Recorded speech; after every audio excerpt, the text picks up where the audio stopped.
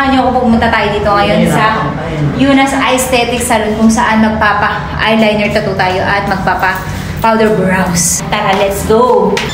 Hi! Ayaw po, ate! Yuna's Aesthetic.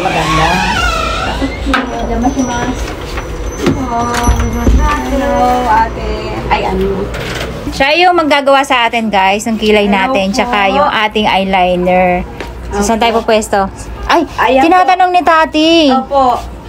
Ate, gusto ko magpa-Barbie arms. Barbie arms? Oo, sige. Sige, sige. May laser ka sa kilikili.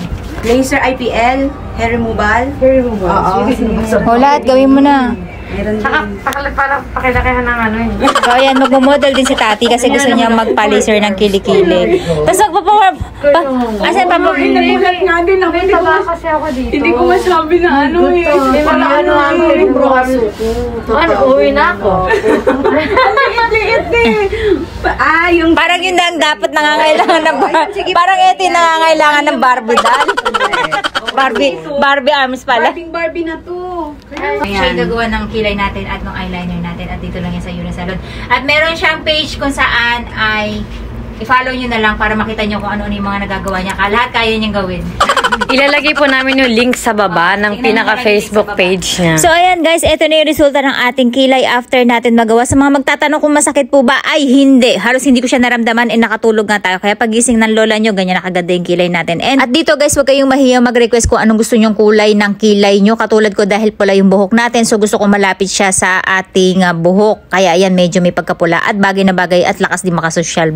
And mas maganda guys, kung may request na rin kayong kilay na gusto nyong ipagaya, ay ipakita nyo lang sa kanya yung picture. So ako ang prefer ko lang ay yung medyo manipis at medyo may pagka-Korean style. At kung makapal naman ang tingin nyo guys, wag kayong mag-alala kasi after ng ilang araw ay magbabakbak pa yung langib and then ninipis pa yung kulay niya. And then kung gusto nyo naman makapal na makapal ay magpa second session hanggang third session kayo. Depende kasi yan sa balat natin. So yun na nga, after naman natin magpakilay ay tayo naman na magpapa-eyeliner tattoo dito kung saan ang gusto ko ay yung Stardust design at may wing. So eto na yung moment ng lola nyo na ang tagal-tagal kong hinintay na nakauwi tayo 4 years no guys. At talagang pinagplanuhan ko kasi gusto ko guys kapag gigising ako ay may makeup na kagad yung lola mo o yung todo naka-aura na kagad tayo kahit wala pa tayong ginagawa kahit hindi pa tayo naghihilamos.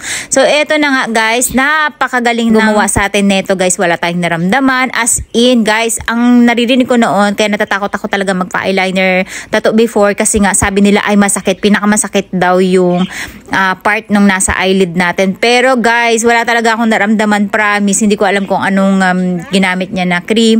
Pero paggising ng lola nyo, actually nakakatulog talaga ako neto. Pagkalagay ng cream and then hindi ka talaga makakadilat guys kasi nga may cream pa yung kabila. So ayun, diretso tinatatoan tayo and then paggising na nga ng lola nyo, ayan, nakita na natin kagad na meron na kagad tayong beautiful eyeliner tattoo. And then meron din silang IPL dito guys kung saan ay hindi ka natutubuan ng buhok sa kili-kili at yung gusto mong puti ay maa-achieve mo. At meron din sila dito kung gusto mong malabarbie ang iyong braso at leeg, yung bumababa yung balikat. Ayun, meron din sila dito. Basta mag-inquire lang kayo sa kanya guys kung ano yung mga pwede nyo ipagawa dahil kompleto siya dito.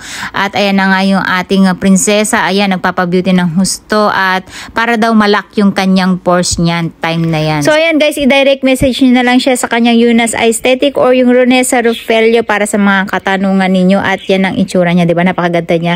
Lahat yan guys ay tattoo lang yung makeup niya. Kaya paggising pa lang yan, super beautiful agad ang aura ng lola nyo. At